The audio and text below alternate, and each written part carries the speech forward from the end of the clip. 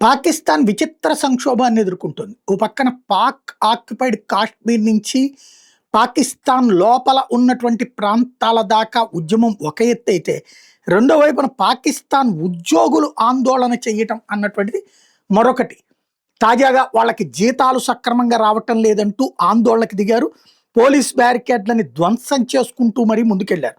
ఇదంతా ఒక ఎత్తు అయితే, ఇంతకుముందు కాశ్మీర్లో భారత ప్రభుత్వానికి వ్యతిరేకంగా పాక్ ఆక్యుపైడ్ జమ్మూ కాశ్మీర్లో ఉద్యమాలు జరిగాయి. ఇప్పుడు మొట్టమొదటిసారి రివర్స్లో మన కాశ్మీర్లో పాకిస్తాన్ ఆక్యుపైడ్ జమ్మూ కాశ్మీర్ వాసుల మీద పాకిస్తాన్ చేస్తున్న దౌర్యానికి వ్యతిరేకంగా ఉద్యమం జరగడం అన్నటువంటిది కాశ్మీర్ చరిత్రలో లేదు. ఇది మొట్టమొదటిసారి జరిగింది శ్రీనగర్. पाकिस्तान की रजीम हम बहुत जल्द बदल डाली।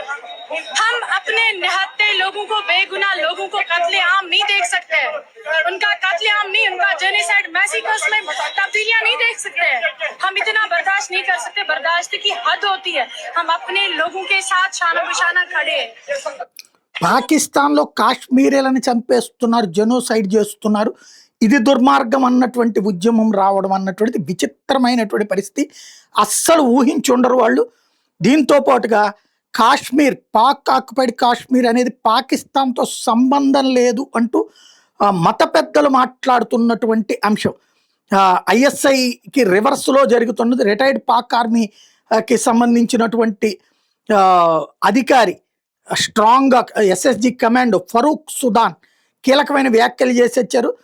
ట్రైన్డ్ టెర్రరిస్టులు ఐఎస్ఐకి సహకరిస్తూ ఇలాంటి అరాచకాలు చేస్తున్నారు అన్నటువంటి.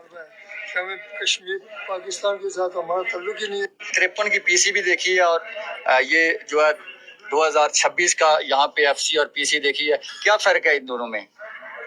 वो भी दले थे, ये उनसे बड़े दले हैं। रेंजर, इस रेंजर ने पूरे रावलाकोट के सुनहरों का माल लूट लिया है। ये आए